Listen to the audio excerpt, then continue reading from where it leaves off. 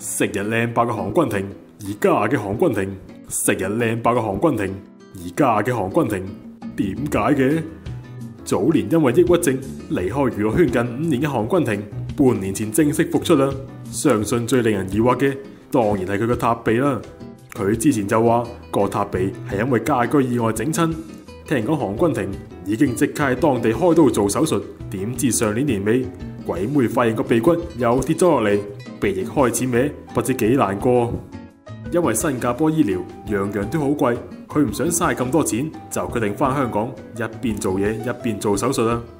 不過出身普通家庭嘅佢，除咗應付生活開支外，又要俾手術費，難怪佢要四圍放風，密密拗路啦。佢除咗出席各大商演逢請必到，仲同觀塘某商場簽訂每月4萬嘅包薪合約。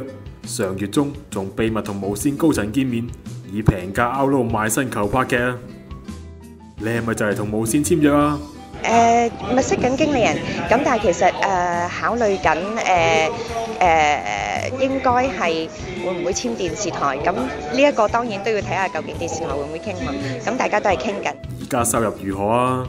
其實收入 OK 啦，可以揾到一餐飯仔餓2餐咁啦。咁希望遲啲會好啲啦。